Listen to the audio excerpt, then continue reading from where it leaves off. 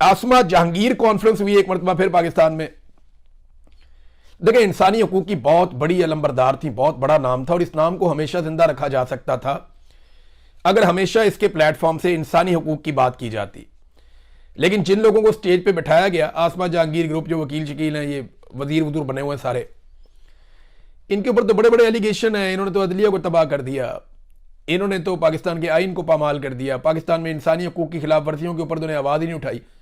बल्कि आसमा जहांगीर कॉन्फ्रेंस में स्टेज से खड़े होकर फौजी अदालतों की तारीफ की गई या उसको जवाब दिया गया, उसकी हमायत की गई कि जनाब फौजी अदालतें तो होंगी, फिर ये होगा वो होगा, इस तरह करके बात हुई। अब आसमा जहांगीर साहबा की रूह भी तड़प रही होगी, तड़प गई होंगी उनकी रूह के यार ये क्या कर दिया इन्होंने मेरे साथ।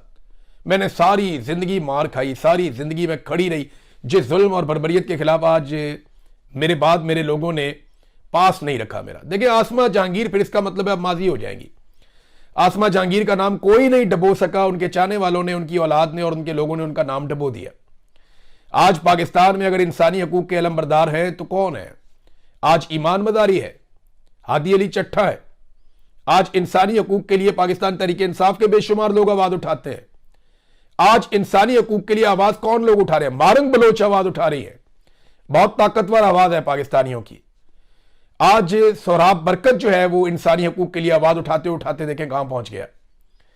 तो ये पीछे रह गई आसमा जहांगीर। उन्होंने जो शम्मा जलाई थी उनके लोगों ने बुझा दी।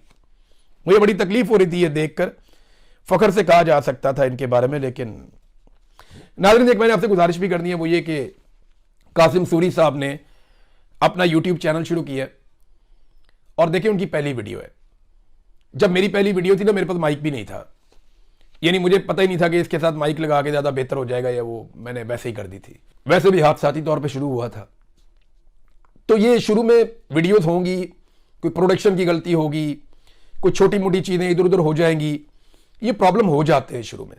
लेकिन आप सब ने इस चैनल को सपोर्ट करना है। देखिए, मेरे लिए कासिम सूरी एक पॉलिटिशियन से बढ़ के एक बहुत अच्छा इंसान और एक अजीम आदमी है, एक ईमानदार इंसान है, एक बहादुर इंसान है और एक हमदर्द इंसान है, एक दोस्त है, एक भाइयों की तरह। तो मैं तो कासिम सूरी साहब की बहुत कदर करता हूं, लेकिन मैंने देखा पाकिस्तानी भी उनसे बहुत प्यार करते हैं। मेरी एक गुजारिश है आप सबसे कि कासिम सूरी साहब के चैनल को आप फॉलो करें, सब्सक्राइब करें, और जैसे आप अपने चैनल का ख्याल रखते हैं उनका भी ख्याल रखें। कासिम सूरी साहब नए जरूर हैं, लेकिन वो बहुत तजर्बाकार है। मैं उम्मीद करता हूं कि बहुत कम अरसे में वो एक बड़ी आवाज बनेंगे पाकिस्तान में जमहूरियत के लिए और इंसानी हुकूक के लिए, और ये होगा इंशाल्लाह। हाँ, शुरू में गलतियां होंगी, सबसे होती हैं। हमने बहुत गलतियां की प्रोडक्शन में। हमारी वीडियो की टाइमिंग ऊपर नीचे हो जाती थी, शुरू में हमसे अपलोडिंग नहीं होती थी, चीजें समझ नहीं आती थी। वो इस फील्ड के आदमी नहीं है, ये बात आप जहन में रखिएगा।